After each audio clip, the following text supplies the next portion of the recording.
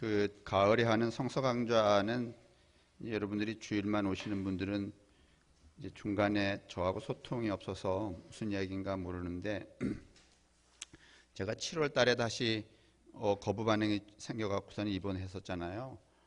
3박 4일인가 4박 5일인가 있었는데 그 거부 반응이 생겨서 이제 병원에 갔더니 의사 선생님이 하신다는 말씀이 거부 반응은 두 종류가 있다는 거예요. 하나는 세포 거부 반응, 하나는 항체 거부 반응.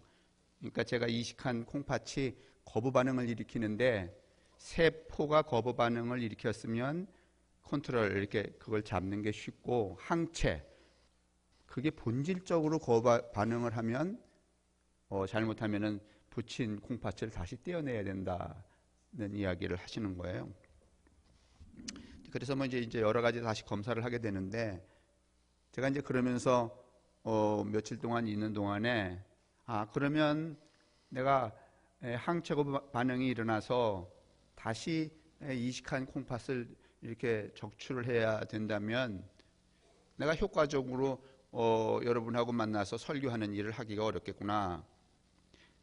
그러면 내가 40년 가까이 목회한 목사로서 정말 여러분에게 해줘야 될 말이 설교가 뭐가 남았나? 하나님에 대해서, 삶에 대해서, 믿음에 대해서 그걸 생각하게 되었어요. 꼭 해줘야 될, 여러분에게 꼭 들려드려야 될 말. 사실은 뭐 제 입장에서는 요즘에 수요일이거나 주일이거나 여러분은 때때로 파격일지 모르지만은 난 꼭 해야 되겠다고 해서 하는 말인데 그 중에서도 또 꼭 해야 되는 말이 뭘까? 그래서 그때 병원에서 제가 이거는 내가 꼭 하고서 무슨 탈이 나야 되겠다 이런 마음을 갖게 됐죠. 그래서 이건 꼭 여러분에게 들려드리고 싶은 말이라는 거예요. 지금 이 가을 강좌에 하고 싶은 거는. 그래서 이제 그 이야기를 돌아와서 수요일 시간에는 이미 말씀을 드렸는데 이걸 제가 계획하다 보니까 뭐 또 한다 그러면 여러분이 뭐 맨날 그 얘기하는 거 또 하겠지 뭐 그럴 것 같아서 이제 부제를 다른 거예요. 회비도 받고 본래는 그때 제가 병원에서 생각은 10만 원은 받아야 되겠다. 왜냐하면 내 목숨 걸고 하는 거니까. 근데 아마 여러분이 친구들하고 무슨 중국집에 가서 요리 시켜놓고 10만 원 쓰는 거는 아깝지 않겠지만은 허목사 설교 뭐 강의 몇 개 듣는데 10만 원 내라면 대부분 인색할 혼들이 너무 많을 거라고 생각이 들어서 5만 원으로 깎았고 그 다음에 제가 내 인생의 마지막으로 하는 설교인데 그 5만 원 받아서 먹을 필요가 뭐 있겠어 제가 제 것으로 할 필요가 없으니까 그러면 유학 간 두 청년들을 위해서 쓰겠다 이렇게 한 거예요. 물론 강사비 없죠. 그냥 사례비 받으면 되는 거니까 제가 한 달에 한 번씩 받는 사례비 있으면 되니까 강사비는 없는 거죠. 무슨 뜻으로 하는지 아시겠죠? 그래서 이 11월 둘째 쯤에는 춘천 시내 신문에도 여러분 제가 알릴 거예요. 아마 우리 교회 교인들 말고 다른 사람들도 궁금해요. 허태수가 무슨 이야기를 하는지. 와보고 싶어도 주일날은 올 수가 없으니까. 그래서 그 신문에 신문 광고도 제가 넣으려고 그러는데 여러분이 이럴 수 있어요. 그냥 난 빠지겠다. 그러면 이런 형태가 벌어질 수 있어요. 성함교회 교인은 다 빠지고 다른 교인이 자리를 찾는. 그건 참 불행이죠. 여러분 입장에서는. 그런 사태가 일어나지 않게 되기를 바라고 그런 마음에서 그런 결심으로 저게 생각이 되었고 이제 가을에 10월 달에 하려고 그랬었는데 춥기 전에 뭐 소풍 가고 이렇게 좀 걸려 있는 거 엠마오도 있고 그래서 그게 잘 맞지 않았어요. 그래서 11월 달로 옮겨졌다는 거 여러분이 기억하시고 그 구자본은 있으니까 미리미리 돈 내시고 왜냐하면 미리 돈 내야 참석할 마음이 생기지 그때 가보지 그러면 그때 손님 온다니까. 그럼 여러분들 경험해 보잖아. 뭐 손님만 오셔요. 뭐 다 오지. 그러니까 그런 일을 좀 여러분 스스로가 피하기 위해서 미리미리 여러분 저 회비도 좀 내시고 그렇게 좀 해주세요. 오늘 설교는 사랑보다 우정이라는 설교를 하려고 그래요.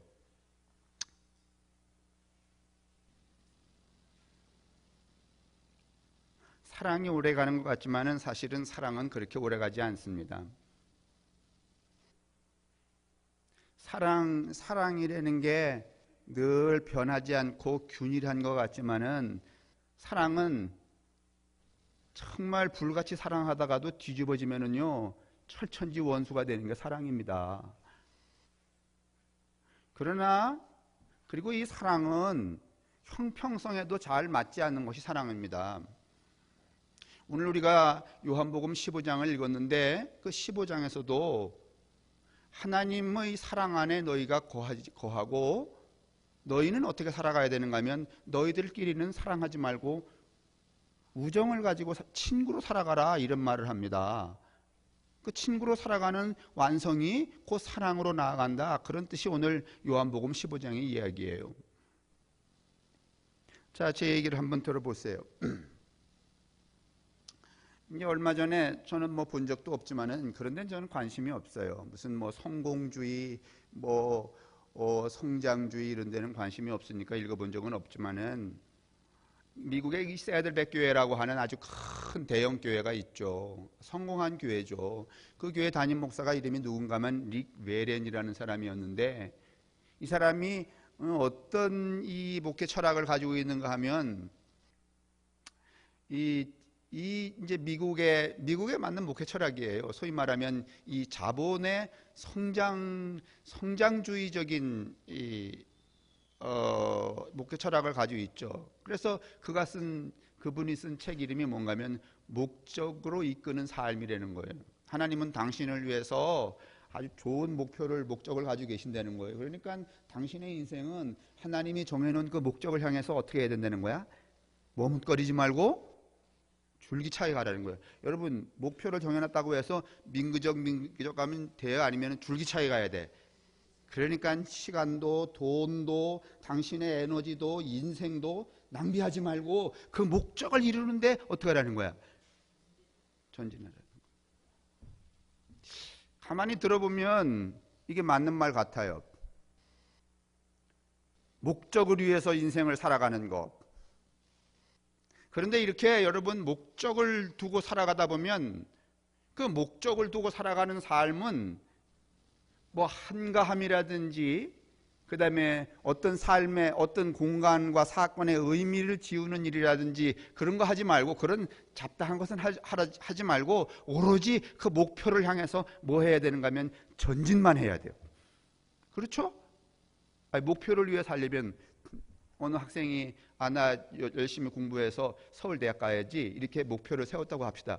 그러면 이 친구가 낚시도 갔다 오고 그 다음에 연애질도 하고 만화책도 보고 영화관도 다니고 서울대학 가요?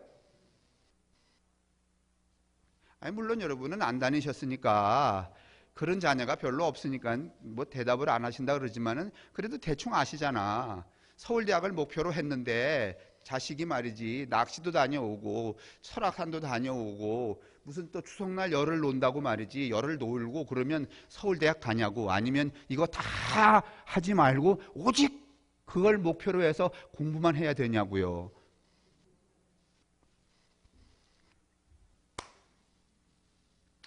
아이 참네. 안 여쭤보려는데도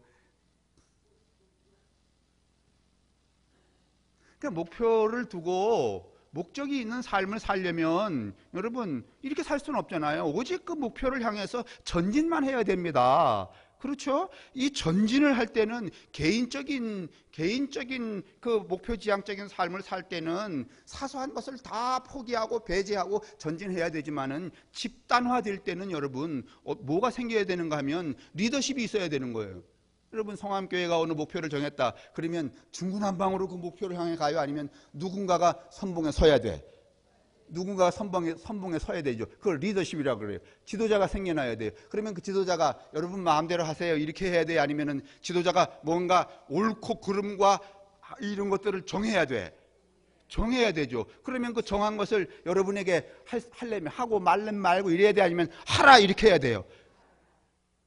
목표를 향해 간다는 것은요, 전진해야 된다는 것은 개인도 마찬가지지만 집단일 경우에는 리더십이 있어야 되고 그 리더십을 전달하는 명령체계가 있어야 되는 거예요. 일사불란해야 목표를 향할 수 있죠. 맞죠?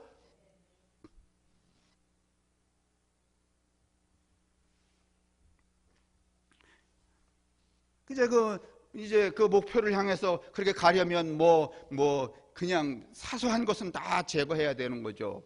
뭐 개인의 취향이라든가 다른 것이라든가 감정이라든가 이런 거 다 필요가 없는 거죠. 오직 목표만 필요한 것이죠. 여러분, 이런 이 목표지향적인 목적지향적인 집단 중에 하나가 있는데 우리 사회에 그게 어딘가 하면 군대죠. 군대 여러 친구들이 모여 있죠. 이런 친구 저런 친구, 키 큰 친구 작은 친구, 이런 감정 저런 감정. 그런데 그 군대 안에서 말이지, 그 자기 개개인의 그 성향이 다 발산이 되면 그게 군대야 아니면 난장판이야? 난장판이 되잖아요. 그 모든 것을 다 그 개인의 그 무엇이든지 취향이든지 그딴 거 필요 없어요. 그리고 누구 말만 들어야 돼? 상관의 말만 들어야 되는 거예요. 일사불란하게 움직여야지만 목표를 성취할 수가 있는 거예요. 목적을 성취할 수 있는 거예요. 목적이 이끄는 삶은 여러분 참 희망적인 것 같지만은 이런 폐단을 가져와요. 그렇죠?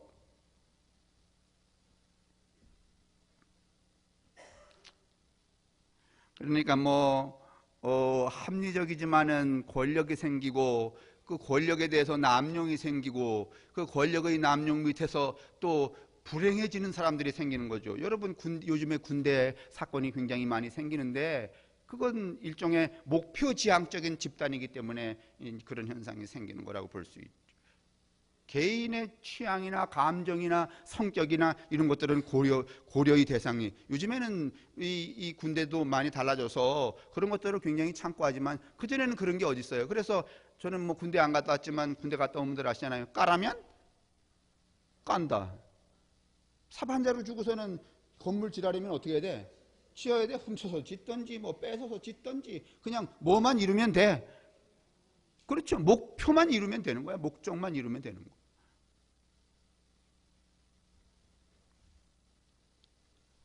그러니까 목적을 이루려면 이런 것들이 작동이 되죠.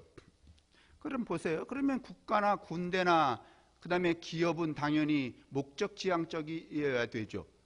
국가가 목적이 없으면 안 되죠. 국민의 안위를 보존하는 거, 그다음에 국민들의 삶의 질을 높여주는 거, 그런 목적이 없이 국가가 운영이 되면 어떤 정부가 들어서 대통령이 되고 무슨 이렇게 장관이 되어 갖고서는 그런 목표도 없이 말이지, 우리 대통령이 됐으니까 어디 놀러 나가고 이러면 안 되죠. 국가는 목적지향적이어야 돼요. 그다음에 기업도 여러분, 누가 기업하는 사람이 목적이 없이 말이지, 그냥 되는 대로 하자, 이런 분이 어디 계세요? 기업을 하려면 목적이 있어야 되는 거죠. 합법적인 그 범위 안에서 이윤을 창출할 수 있는 아이디어를 내고 그것들을 추동할 수 있는 사람을 쓰고 사람을 부리고 사람을 자르고, 사람을 쓰는 일만 있는 거 아니잖아요. 그걸 효과적으로 활용하는데 써봤는데 그 맞지 않아. 그러면 그 사람을 계속 써야 돼 아니면 잘라야 돼? 잘라야 되는 거잖아요. 그게 여러분 국가나 군대나 기업 같은 거죠. 그런데 여러분 보세요. 제가 드리려고 하는 것은 우리가 국가가 아니니까, 군대가 아니니까, 기업이 아니니까 우리가 지금 생각해야 되는 것은 교회와 가정이에요. 이 리그웨렌의 여러분 목적이 이끄는 삶이 나오고서는 모든 교회가 어떻게 됐는가 하면 목적을 갖게 되었어요. 기도원 짓는 게 목적이거나 10,000명 모으는 게 목적이거나, 여러분 어떤 교회가 교회의 목표를 10,000명 성도를 목표로 한다고 합시다. 그러면 일단은 여러분이 목사의 명령과 지휘 아래 일사불란하게 움직여야 다니면 여러분의 생각을, 감정을 그냥 이렇게 자유롭게 나타내야 돼.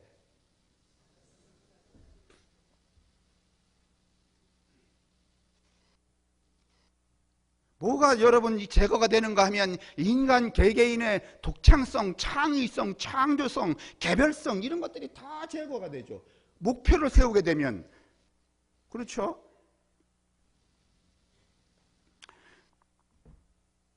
이제 그런 것들이 오늘 우리 한국 교회를 70년, 80년대 교회 성장이라고 하는 소위 말하면 복음 전도, 이제 이런 오늘 이 시대의 교회의 이 프레임은 이런 거예요.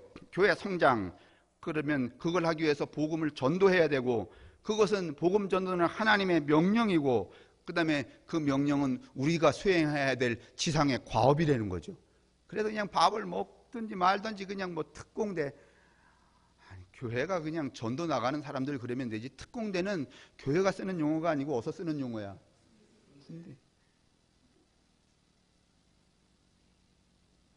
그러면 목사는 뭐가 되는 거야 그때는? 사령관이 되고 특공대장을 임명해야 되고, 이거는 여러분 참 정말 이게 어불성설입니다. 그런데도 우리는 아주 뻔연히 잘 쓰고 있죠. 이래서는 안 되는 거죠. 교회가 그렇게 왔죠. 그런데 여러분 이제 교회도 그러다 보니까 뭐가 이제 교회 안에 여러분 상실되기 시작했는가 하면은, 교회가 가지고 있는 교회만의 독특한 감정선이 다 소멸됐죠. 그러니까 사실은 우리만 하더라도 우리는 목적이 없는, 목표가 없이 그냥 굴러가는 교회예요. 그래서 어떤 의미에서는 저것도 교회인가 이렇게 생각하지만, 내가 볼 때는 이게 참 교회야. 다른 교회는 여러분 보세요. 만약에 10,000명 전도, 그게 교회의 목표인 사람들은 그런 교회를 가지고, 목표를 가지고 있는 교회에 딱 여러분 등록을 하면, 그때부터 그 사람은 여러분 자기 개인의 신앙 성숙의 아름다운 칼라로 살아갈 기회를 박탈당하고, 무엇으로 작동해야 되는가 하면 10,000명을 전도하는 도구로 작동을 해야 돼요. 부속품으로. 근데 여러분 성황교회 나오셔서 무슨 우리가 무엇을 하는 부속품으로 작동하고 계셔, 아니면 제멋대로 작동하고 계셔?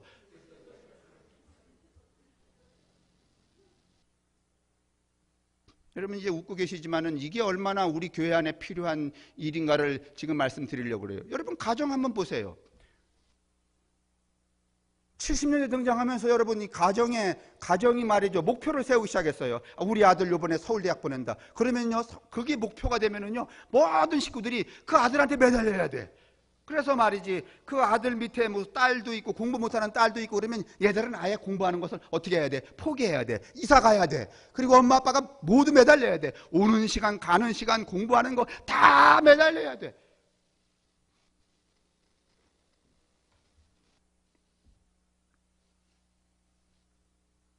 여러분 오늘 우리 주변에 보세요.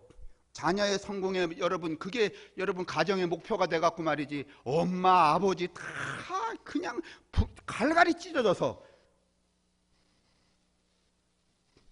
그래도 우리 교회는 그런 분들 안 계시잖아.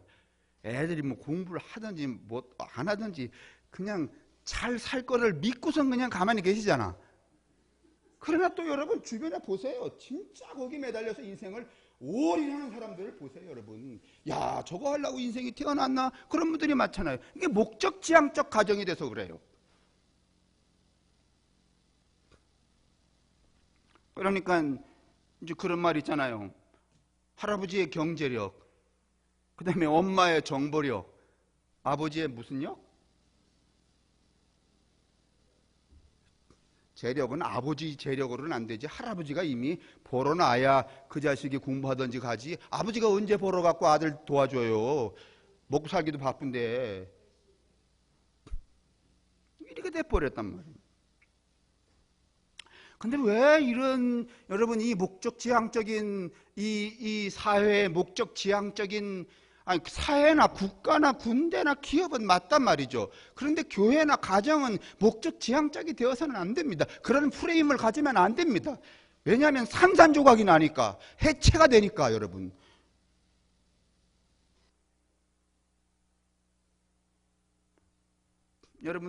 여러분 경우에는 어떤 경우에 이제 이럴 수 있어요. 어떤 교회 가면 일사불란하잖아요. 그냥 뭐 목사님이 말이지 눈 한번 쫙 돌리면 어떻게 해? 다 쫙 돌아가야 되고 말이지. 그냥 거기 설설 매야 되고. 그런데 익숙한 분들은 또 우리 같은 교회 나오면 여기가 뭔가 무슨 침묵히 하는 데인가 이럴 수 있어요. 근데 내가 또 그런 데 보면은, 제가 엊그저께 어떤 분이 미국에서 저기 오셨다는 분 얘기 들었는데, 그 양반이 오랜만에 한국에 왔는데 왜 이렇게 한국 교회는 교인들을 뺑뺑 돌리는지 모르겠다고. 왜 뺑뺑 돌리겠어요? 그냥 돌려요? 아니면은 목적을 향해서? 여러분은 이게 성암교회 다니시니까 이게 꿈 같은 얘기로 들리시지. 그런데 왜 이 70년대, 80년대 소위 말하면 이 미국의 말이지 이 성장주의 이 의식이 사실은 이 목적론이라고 하는 것은요, 이 텔레올로지라고 하는 말인데 이건 아리스토텔레스에게서 나온 말이에요. 하나님은 인간을 만들 때 모든 피조물을 만들 때 그 피조물들은 다 목적을 두고 만들었다는 겁니다, 여러분. 이게 BC 380년 죄송해요, 코가 나와갖고. 목적지향적인 거예요. 이게 사실은요, 스토아 철학, 이 로마나 그리스의 이 사회 제도를 잘 이렇게 안정화시키기 위해서 나온 철학 가운데 하나인데, 뭐 그 얘기를 다 할 수는 없지만은, 그게 누가 이제 그걸 적용을 하는가 하면은 소위 이 미국의 이 근본주의자들이 이 성장주의에 쓰면서 그 목적론을 쓰기 시작했고, 그걸 잘 전략과 전술로 활용한 사람이 누군가 하면 릭 웨렌이라는 사람이죠. 근데 뭐 요즘에 뭐 미국의 큰 교회들 다 부도나서 뽕뽕 나가 떨어지잖아요. 목적이고 뭐고. 그럼 이 목적은, 여러분, 목적론적인 삶은 왜 이렇게 이 사회 속에 교회와 가정 속에도 구축이 되었는가 하면은 이 가부장제라고 하는 이 남성 중심의 문화 때문에 그래요. 남자들은 안 그런 분들 계시지만은 대부분 공간의 확장성에 남성성의 의미를 두고 있어요. 다시 말하면 내가 남자다. 그러면 지금은 내가 열심히 돈 벌어서 500평 땅 샀는데 내가 정말 진짜 남자라면 더 열심히 벌어서 1000평은 사야지. 그러니까 다시 말하면 공간을 확장하는데 남자의 의미를 둔단 말이에요. 그래서 예를 들면은 저 집 아빠는 이를테면 30평 아파트를 샀는데 내가 좀 더 남자답게 보이려면 몇 평 아파트를 사야 되는 거야? 50평을 사야 되는 거예요. 이 확장성의 의미가 있는 거예요. 그래서 남자들은 여러분 뭐 하기를 즐겨 하는가 하면 확장을 시켜야 되니까 뭐 하는가 하면 전쟁을 즐겨요. 전쟁이라는 것은 여러분 쳐들어가고서 남의 땅을 뺏어서 어떻게 하는 거야? 크게 하는 거야. 장부는 그래야 된다는 거야. 넓히고. 여러분 이 기업의 이념이 뭔가 하면은 요즘도 확장성이잖아요. 예전에는 총을 들고서는 남의 나라를 침범했지만은 요즘에는 무엇을 들고? 예전에는 총을 들고 남의 나라를 들어갔지만은 요즘에는 상품을 들고 들어가잖아요. 그게 여자가 하는 일이에요? 남자가 하는 일이에요? 남자가 하는 일이잖아요. 그래서 여러분 전쟁이나 요새는 이 비즈니스나 어떻게 해야 되는가 하면 죽기 살기로 해야 된다는 거 아니겠어요? 그러니까 남자는 이 남성성의 의미를 어디에 두는가 하면은 이 확장성, 공간의 확장성에 둬요.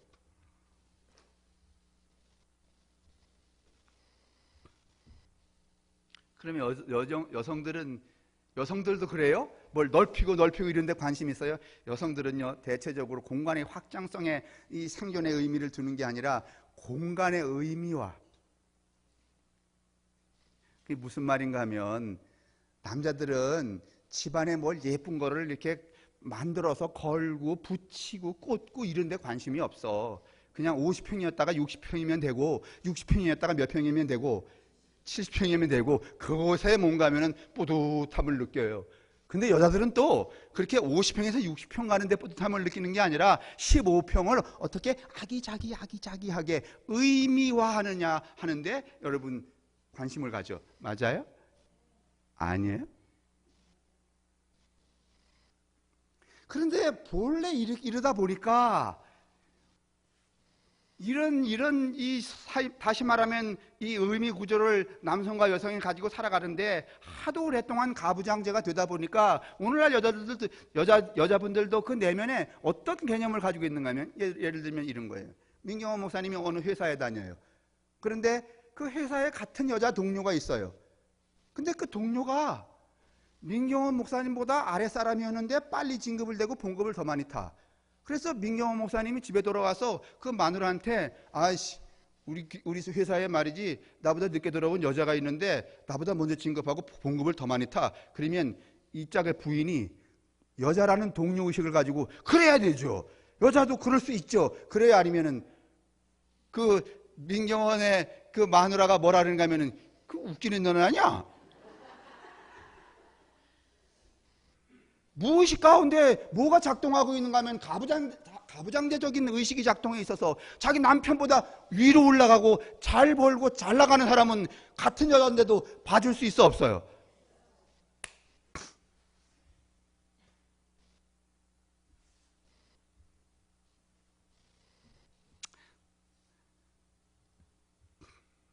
여러분 최인호의 타인의 방이라고 하는 소설이 있어 1971년에 나온 소설인데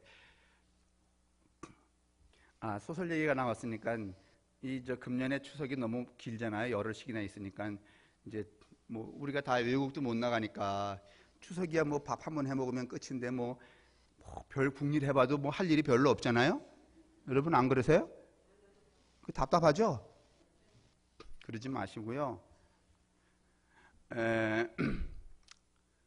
내가 책방에 나가봤더니 식객이라는 만화책이 12권이 나와 있습니다. 에? 만화책 식객 12권 사다가 추석이니까 거기 딱 맞겠네. 여자분들은 그 12권 사다가 여러분 열흘 동안은 만화책에다도 12권 보면은요 그 밥하는 여자로서의 교양이 굉장히 올라갑니다. 그냥 맹숭맹숭 이렇게 저렇게 하지 말고 남자분들도 여러분 결심하고 뭐 산에도 하루 가면 됐고 뭐 할 일이 뭐 있겠어요. 그러니까 이 모처럼 말이지 토지 10권 탁 쌓아놓고 말이지 태백산맥 안 보신 분들 태백산맥 한번 띄워보고 그거나 띄고선 여러분 추석을 맞으면 추석이 뿌듯해지지 않겠어요? 안 하시는 것 같으네. 그런데 이 뭔가 하면 타인의 방이라고 하는 이 최인호의 소설에 이제 대충 내용이 이런 얘기예요. 어떤 회사 다니던 남자가 말이죠. 매일 요새 제가 어떤 텔레비 보니까 텔레비전 광고에 젊은 부부인데 부인이 자기 딸내미를 안고 있다가 아빠가 출근하니까 안녕 그러고선 다녀오세요. 그러니까 딸내미가 등 뒤로 이러다 또 놀러 오세요. 아니 그건 무슨 말인가 하면 가정이라고 하는 것이 가정의 의미가 어떻게 됐다는 거야? 사라졌다는 것이잖아요. 목적을 향해서 의미는 사라지고 그 와서 잠자고 가는 거예요. 애들도 그렇게 생각한다는 거예요, 여러분. 근데 이 타인의 방이 그런 거예요. 어떤 직장 다니던 남자가 하루는 실직을 하게 돼가지고 집에 있게 됐어요. 그전에는 몰랐는데 나가서 말이지 공간을 확장하는 삶을 안 살고 공간 안에 갇히고 보니까 그 집안 구석에 있는 그 마누라의 화장대 옆에 있는 인형 이런 것들이 자기를 자꾸 비웃는 것 같아. 자식아 인마 너는 남자가 돼갖고 말이지 바깥에 나가서 말이야 일도 안 하고 말이지 거기 누워서 뭐 하는 거야. 막 인형이 막 말을 걸어오는 것 같기도 하고 그 다음에 마누라의 화장대를 보면 화장대가 막 비웃는 것 같기도 하고 저놈은 그 공간이 의미는커녕 자기를 어떻게 하는가 하면 위협하기 시작했어요. 여러분 이 남자가 공간의 확장성의 정체성을 가지고 있다는 것을 극명하게 보여주는 소설이 이 최인호의 타인의 방이라는 소설이에요.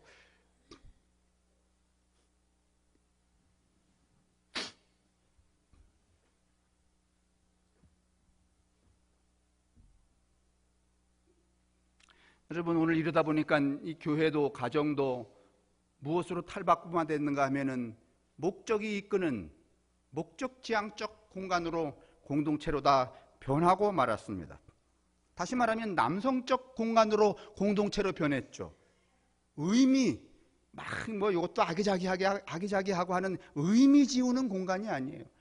성함교회 공간이 말이지 무엇을 향해서 나아가는 그냥 거처소가 됐지 의미 지우는 여기 놓여있는 이것 하나 여기 놓여있는 사실은 이렇게 꽂꽂이하고 이런 것도 의미 지우는 일이란 말이에요. 근데 여러분이 교회 와갖고서는 저기 꽃꽂이를 이렇게 한 김영옥 권사님은 이번 주에 무슨 생각을 하며 꽂았을까 이런 걸 생각해요? 아니면 이런 건 관심에도 없어?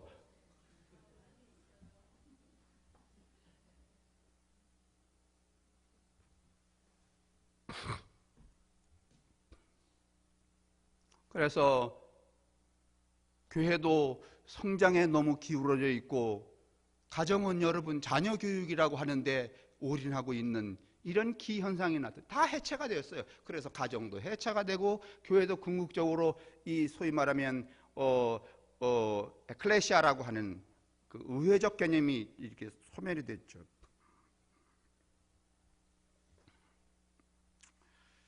그러면은 이 교회와 가정을 우리가 어떻게 바꿔야 되느냐? 국가와 군대와 기업은 달라요.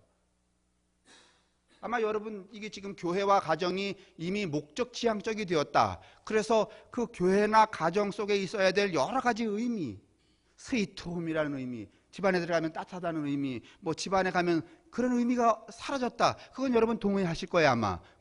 그럴까요? 그러면은요 결국은 이 교회와 가정이 이 목적 지향적인 집단이 되어서는 안 돼요. 그러니까 탈목적적 공동체. 목적이 없어야 돼. 단순해야 돼. 가정이라는 것은. 그다음에 교회라는 것도 어떻게 해야 돼요? 단순해야 돼.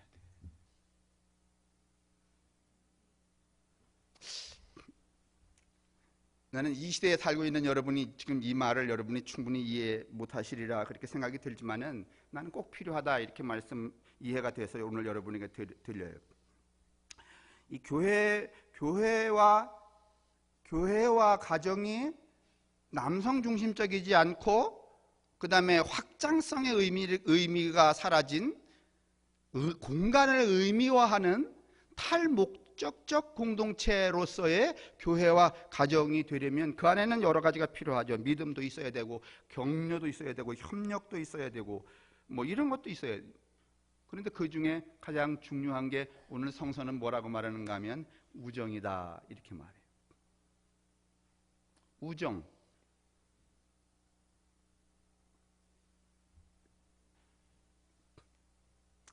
이 생텍쥐베리라는 사람이 이런 말을 했대네요. 완벽하다는 것은 한번 따라해봐요. 완벽하다는 것은 다 갖춰진 게 아니라 더 이상 뺄 게 없도록 단순해진 거다. 그러니까 교회가 완벽해지려면은 더 이상 뭘 이렇게 자꾸 이렇게 하지 말고 빼고 또 빼서 더 이상 뺄 게 없는 거. 여러분 성황교회에서는 더 이상 뺄 게 있을 거야. 아마 목사 하나 빼면 될 거야. 그게 여러분 가장 완벽한 것이라는 거예요. 근데 우리는 반대로 완벽해지기 위해서 빼요 아니면 자꾸 붙여.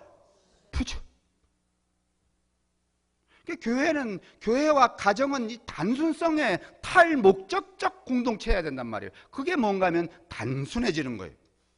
근데 여러분 우리 사회가 이 단순을 지향하지 않기 때문에 가정이 단순해지는 것을 허용하지 않기 때문에 단순한 가정을 이루고 단순한 공동체를 만든다는 것은 쉽지 않은 일이에요. 쉽지 않기 때문에 오늘 믿음의 사람들이 성취해야 될 일이기도 해요.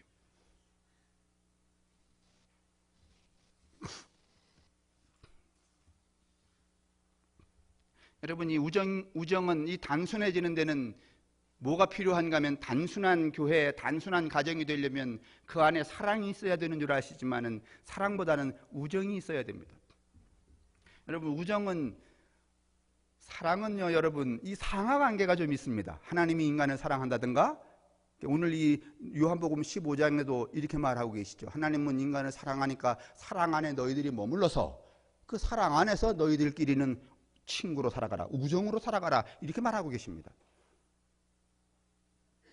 우리는 여러분 결코 사랑할 수 없습니다.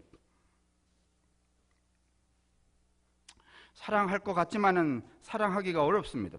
그래서 한나 아렌트라고 하는 1950년대 이 유태인 학살을 아주 경멸하는 이 정치학자, 정치 종교학자 여자분이 한 분 계신데 이분은 뭐라고 말하는가 하면 이렇게 말합니다. 한번 따라. 기독교인은 모든 사람을 사랑할 수는 있지만은 딱 한 사람을 사랑하는 데는 소질이 없다. 이 말은 무슨 말인가 하면 우리가 교회 안에서 하나님은 사랑이십니다, 하나님이 우리를 사랑하십니다 이렇게 포괄적 의미로 여러분 사랑을 말하는 데는 아주 용기를 낼 수 있지만은 딱 한 사람, 신명섭 한 사람을 사랑하는 데는 소질이 없다는 거야. 하나님은 우리를 사랑하십니다 이거는 동의할 수 있어요. 근데 미운 박명자를 사랑하는 일은 죽여도 아이, 제 말 들어보세요. 하나님은 사랑이시다. 그러므로 우리도 다 사랑할 수 있다. 이거 맞는 말 같아요. 다는 사랑할 수 있어요. 그런데 나한테 맨날 시비 거는 안박순자노님은 내가 사랑하기가 쉬워요? 아니면 결코 안 사랑해? 한나 아렌트의 말이 이런 말이에요. 여러분 이거 다 동감하시죠? 다 두루뭉실이 이거는 다 사랑한다는 거예요. 그러나 한 사람 이름에도 불구하고 사랑하고 이건 안 된다는 거예요. 여러분 안 되는 짓을 계속 우리는 뭐 하고 있는가 하면 읊조리고 있는 거야. 그렇게 안 되는 거예요. 여러분 그러니까 사랑하지 마세요. 사랑 대신에 뭐가 필요한가 하면 우정이 필요한 거야. 사랑이란 여럿을 대상으로 하고 개개인에게는 적용 불가능한 이상이다. 아렌트의 말은 그런 말입니다. 이 아가페라고 하는 말은 대의적인 말이고 저기 나온 이제 시작이 되는데, 그 다음에 우정이라고 하는 말, 이 필레아오라고 하는 말은 여러분 개별적인 것입니다. 이 개별적인 것이 성취될 때 사랑이 되는 것이지 사랑할 수는 없습니다.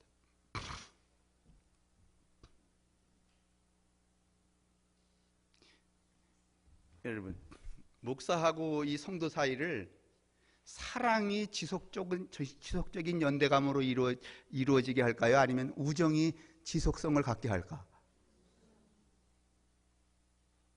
부모와 자식도 여러분 사랑이 지속성을 갖는 게 아니야. 따지고 보면요 우정이 지속성을 갖는 거야. 그래서 여러분 나이 들으셔서 관연한 딸 만나고 아들 만나면 사랑스럽게 보여? 아니면 친구처럼 보여? 여러분 그런 말 많이 하시잖아요. 딸 두고서 말이지, 요즘에는 제가 나하고 친구 같아요.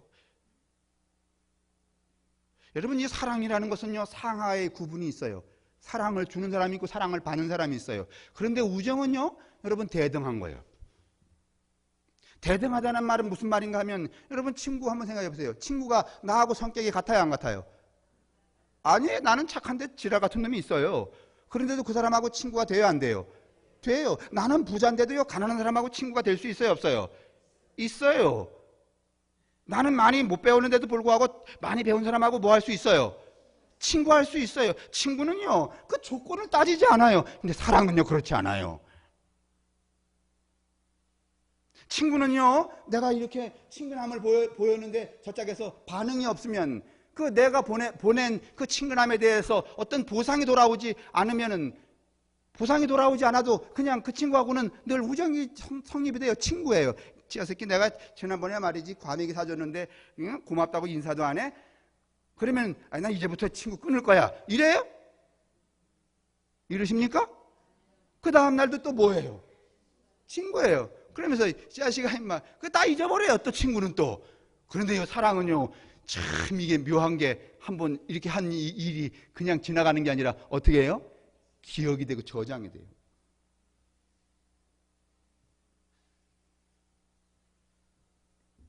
그래서 여러분 교제가 우리들의 삶에 이 단순한 공동체, 교회와 가정을 연대하는 가장 궁극적인 매개체는 무엇인가 하면 사랑이 아니라 무엇이다? 우정이다. 필레오다. 여러분 집안을 화목하게 하려면요 여러분 집안에 있는 여러 형제들이 사랑 이제는 끊어진 지 오래됐을 거예요. 여러분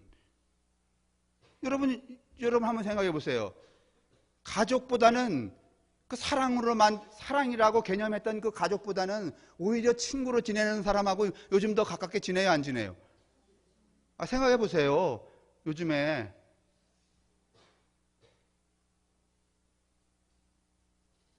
자식이나 말이지 딸이나 아들이나 이거 다 뭐 사랑 어쩌고 하지만은요 지 새끼들 또 생기면은요 다 끝이야. 그거 뭐 사랑이 돼요. 근데 여러 친구는 그래요 안 그래요? 그래.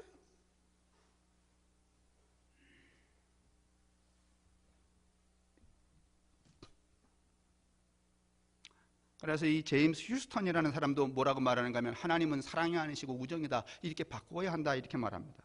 사랑은 증려와 수혜자, 부채의식, 계급성이 있는 언어예요. 사랑이라는 것은 하나님이 우리를 사랑하신다. 이건 하나님이 우리에게 수여하고 우리는 그것을 받는 수혜자의 입장에 존재하는 것이 사랑이라는 말이에요. 그러나 우정은 그렇지 않습니다. 서로 다름을 인정하는 상태에서 인정, 수용, 이해하는 것, 대등한 관계 설정이 우정입니다.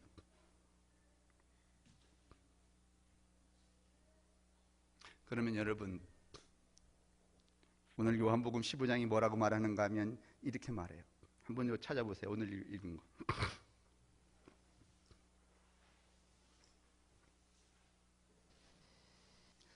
오늘 기가 막힌 구절 하나가 있는데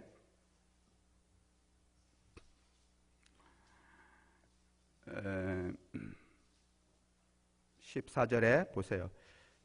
위에 13절 보시고 12절 시작.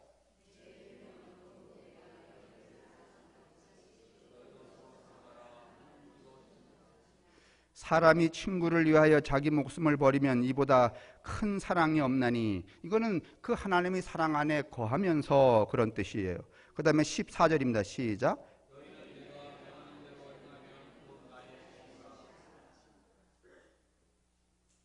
친구는 사랑이 아니라 뭐예요? 우정이에요. 아가페가 아니고 필레오예요.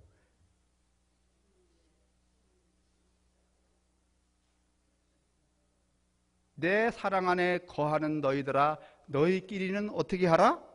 사랑하라. 아니면 그 사랑으로 필레오하라. 필레오하라. 15절을 한번 읽어보세요. 시작.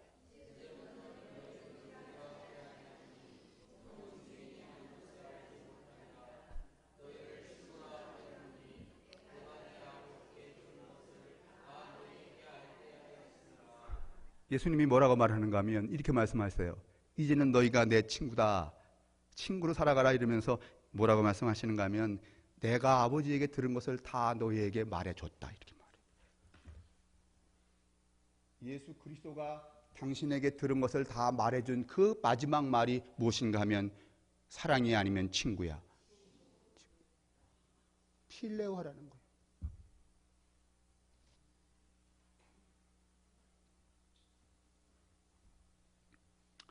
스승이나 제자도 상하관계가 있죠. 스승이 제자를 사랑하죠. 상사나 부하도 상하관계죠. 상사가 부하도 사랑하죠. 그러나 친구는 아니죠. 부모나 자식도 상하관계죠. 부모가 자식을 사랑하죠. 그러나 친구로 살지는 않습니다. 이게 가부장제 확장성 때문에 그렇습니다. 그 다음에 선배나 후배도 마찬가지입니다. 그러나 친구는 서로 존재하는 그곳으로 어떻게 하는가 하면 만족해 합니다. 제가 중학교 1회인데 1회 때 반장이었는데 목사하고 이러다 보니까 이 동창회 하는 거를 한 번도 가본 적이 없어요, 사실은. 근데 이제 어떤 친구들이 저한테 전화를 해서 보고 싶다고 그러기도 하고 또 아프다니까 그래서 제가 금년에 그러면 춘천에서 모여라. 먹고 자는 거 내가 다 대줄게. 근데 그 친구들 만나면 그 옛날에 1970년이니까 40년 전 친구들인데 그 뭐 상하관계가 있겠어요? 그냥 친구지. 요즘에 안장로님도 그 친구들 많이 살아계셔서 많이 나가십시다. 근데 거기 뭐 출세한 친구도 있고 그런데 지금 가만히 보니까 뭐 그게 벽이 대회 아니면 아무 소용이 없어. 아무 소용이 없어. 우정이라는 것은, 필레오라는 것은 이렇습니다, 여러분. 근데 사랑이라는 것은 그렇지 않습니다. 근데 여러분, 이제 제가 또 하나 여러분에게 말씀을 드리면, 예수님이 부활하신 다음에 변심해서 이제 갈릴리 바닷가로 돌아간 베드로에게 나타나셨잖아요. 그래서 이제 고기를 잡아가고 조반을 먹이신 다음에 베드로한테 물었잖아요. 네가 나를 사랑하느냐? 그랬죠? 네. 첫 번째 질문은 네가 나를 아가페 하느냐 이렇게 물었어요. 사랑하느냐? 이 사실은 택도 없는 소리예요. 왜냐하면 사랑한다면 도망치지 말았어야 되는 거거든. 근데 그럴 수 없는 거거든요. 두 번째 물음도 네가 나를 아가페 하느냐 이렇게 물었어요. 근데 여러분 세 번째 물음은 뭔지 아세요? 네가 나를 필레오 하느냐 이렇게 물으셨어요. 제가 여러분에게 다른 성경 하나를 가져 나왔어요. 이 필립 성경이라고 제가 수요일 날 말씀드린 바 있는데 여기에 아주 기가 막히게 되어 있어요.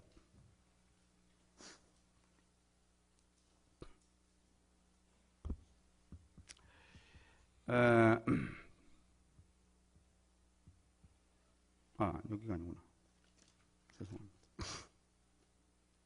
예수께서 세 번째 이렇게 물으셨다는 거야. 앞에서는 네가 나를 사랑하느냐 이렇게 물었는데, 아가페하느냐 물었는데, 세 번째는 야 베드로야, 네가 내 친구지? 이렇게 물었다는 거야. 그리고 나서 세 번째로 예수가 그에게 물었다. 요한의 아들 시몬아, 그래 내가 네 친구지? 그랬더니 예수가 세 번째 내가 친구지 하고 물었기 때문에 베드로는 깊은 상처를 받으면서, 왜냐하면 자기는 그 예수하고 이렇게 친구로 대등하게 살 의사가 있는 게 아니고 늘 예수의 사랑이 돼서 뭔가를 못 받기 위해서, 공급받기 위해서 그렇게 관계를 맺었었는데, 이제는 그게 아니라 대등하게 친구라고 묻고 있으니까 상처를 받았다는 거예요. 그래서 베드로가 말했다는 거야. 예, 제가 당신의 친구입니다. 그랬더니 예수님이 말씀하셨다는 거예요. 내 양을 치라. 그제서야 뭐 한 거야? 합격이 된 거야. 그러니 여러분과 저는 국가나 군대나 기업이 아니고 교회나 가정 안에서 서로가 무엇으로 살아야 돼요? 친구로 살아야 돼요. 그렇다고 또 오늘 이 설교 듣고서는 대뜸 집에 가고서 말이지 남편 보고 어이 친구 이랬다가 말이지 명절 밑에 대판 싸워갖고 말이지 이혼 소송하지 마시고 그렇게 하라는 게 아니라 그 관계 설정을 친구로 하라. 필레오하라 그런 말은 여러분, 우리에게 우정으로서의 삶이 필요하다. 그 우정은 무엇을 연계하는가 하면 단순한 공동체가 되게 하는 데 필요한 거예요. 교회가 단순해져야 되는데 교회가 단순해지려면 우정이 필요한 거예요. 여러분 보세요. 지난번에 제가 설교 아니고 송 목사님이 설교했는데 저 뒤에 이면주라는 목사님이 한 분 오셨어요. 그 이면주 목사님이 본래 기독교 대한 감리회 본부에 계셨었는데 번역도 많이 하시고 그런 분인데 뇌의 종양이 일어나 갖고 일찍이 은퇴를 하시고 저 원주 신림에 와서 농사를 짓고 계시는데, 제가 여기 있다는 이야기를 늦게 들으시고서는 허 목사 설교를 한번 들으러 와야 되겠다 했는데 그날이 참 오는 날이 장날이라서 송 목사님 설교였습니다. 근데 이제 그분이 무슨 얘기 하는가 하면, 야 태수야, 내가 옛날에 말이지 본부에서 잘 나갈 때는 그렇게 많이 후배도 많았고 말이지 나를 따르는 놈들도 많았는데 내가 은퇴하고 나니까 한 명도 없다. 여러분 큰 교회 담임 목사가 되어도 목사로 여러분 은퇴를 해도 좋은 장로, 좋은 평신도들은 있지만은 교회 안에서 서로 간에 뭐가 없었기 때문에, 우정이 없었기 때문에 목사 끝나면 큰 교회나 작은 교회나 이 목사가 어떻게 돼요? 고립이 돼요. 고립. 이해되세요? 그러면 그분이 목회할 때 여러분 교인 사랑 안 했겠어요? 교인들이 목사 사랑합니다 이렇게 안 시부렁 됐겠어? 그런데 끝나고 나니까 다 사라지잖아요. 왜냐하면 사랑이란 그런 거예요. 그러나 여러분 우정은 그런 게 아니에요. 이 필레오는 지금 그 목사님에게는 뭐가 없었나 하면 친구가 없었던 거예요. 여러분 제가 여러분하고 산에도 가고 이러는 것은 목사와 장로의 관계 아니고 뭐 만드느라고. 그러니 제가 은퇴한 다음에 고립당하지 않으려고 그 전략을 여러분이 몰라요. 나는 여러분에게 매번 친구 삼자고 계속 시그널을 보내고 있어요.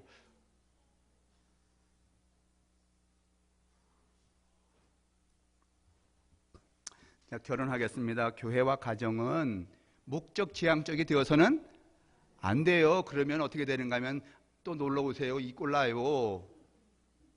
교회와 가정은 단순해야 돼요. 근데 그 단순을 묶는 것은 뭔가 하면 우정이에요. 필레오 해야 돼요. 그래서 친구처럼 다 관계를 맺어야 돼요. 친구로. 그러면 그렇게 큰 배신감을 느낄 필요도 없어요. 상실감을 느낄 필요도 없어요. 고립되지도 않아요. 그것을 뭐라고 말하는가 하면 교회와 가정은 탈목적적 방향성을 가져야 되고 우정이 매개하고 연대해야 된다. 그런 말로 할 수 있어요. 그러면 어떻게 되는가 하면 우리가 공간을 확장하지 않으니까 우리가 살고 있는 장소, 하는 일을 계속 의미를 붙여 안 붙여요? 아니, 목적을 버리고 여러분 단순한 우정으로 살면은요 의미를 붙이며 살게 돼요. 야, 그때 말이지 족대로 고기 잡던 거, 에? 그걸 기억하잖아요. 근데 그걸 목적 지향적이 되면 잡아서 팔아서 얼마 버는 것만 기억하잖아. 그죠? 근데 이 목적 지향적을 버리고 우정으로 살게 되면은요, 여러분하고 저가 오늘 서혜영 교우가 낸 떡 먹었던 일 기억하고, 근데 이런 사소한 것은 기억해야 아니면은 그냥 똥으로 싸버려. 목적 지향적에 걸려 있기 때문에 그렇단 말이죠. 그러니까 이런 사소한 하나씩을 말이지 의미화하면은요, 삶이 아기자기하고 아름다워져요, 안 아름다워져요? 아름다워지는 거죠. 이게 풍성해지는 거예요, 여러분. 목표 하나를 세우고 말이지 딱 이룰 때 그때는 공허밖에 오는 게 없어요. 탈목적적 공동체, 그게 교회와 가정이어야 된다는 거예요. 단순해지는 거예요. 그 단순을 이게 연계시키는 일이 무엇인가 하면 우정이래. 우정으로 살면은요, 사소한 일 하나도요, 여러분, 너와 내 사이 가슴에 뭐로 기억이 돼? 어떤 의미.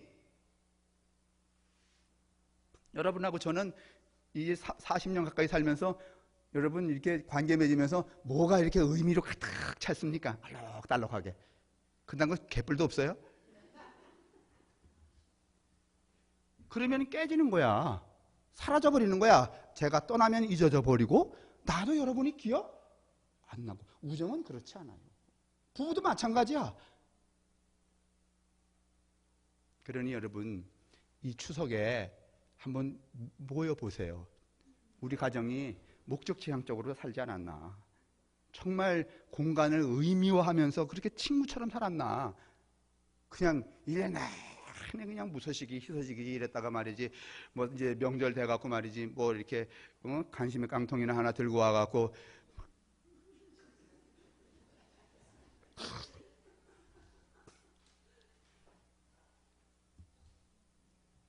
이래놓고서는 뭐 상 하나 차려놓고 말이지, 홍동백서 조유리시, 서쪽에는 고기 덩어리, 동쪽에는 뭐 저 민물고기 이렇게 차려놓고. 여러분, 이런 쓸데없는 짓 하지 마세요. 원래 서육 어동이잖아. 서쪽으로는 고기를 놓고 동쪽으로는 몰라? 생선을 놓는 거예요. 왜냐하면 바다가 어디에 있으니까. 근데 이게 우리나라 개념이 아니고 중국 개념이에요, 사실은. 근데 이딴 얘기는 책 어디에도 나오지 않아요. 응? 그러니까 쓸데없는 짓이야. 그러니까 괜히 고기 놓고 말이지 이렇게 하려고 하지 말고 그냥 집에서 먹는 거, 수수부꾸미, 뭐 그다음에 총떡, 뭐 이런 거 올려놓고 그냥 절하면 돼. 하실 분들은 말이야. 응? 그 귀신도 모르는 짓을. 귀신이 그렇게 시켰으면 귀신이 차례대로 먹을 거 아니야? 서쪽에서는 고기 먹고 동쪽에서는 생선 먹고 말이지. 근데 귀신도 시키지 않은 짓을 해놓으면 딱 귀신이 왔다가 정신이 있어 없어? 어느 쪽에서 먹어야 될지 모르잖아. 그래요, 안 그래요? 제발 좀 그쯤 가르쳐드려. 응? 왜 귀신도 혼란스러운 짓을 하고 있어? 귀신도 우리가 늘 먹던 밥상 받으면 좋아, 안 좋아? 좋잖아, 그 양반이. 여러분, 잃어버린 우정을 회복하시기를 바랍니다. 그게 아가페보다는 무엇? 필레오. 예수가 하신 말씀이에요. 내가 아버지께 들은 것을 다 너희에게 말했다. 이렇게 말씀하셔서 15절에 제가 이것을 이제 제 말로 바꿔서 말하면 나는 예수에게서 배운 바를, 읽은 바를 여러분에게 다 말씀드렸어.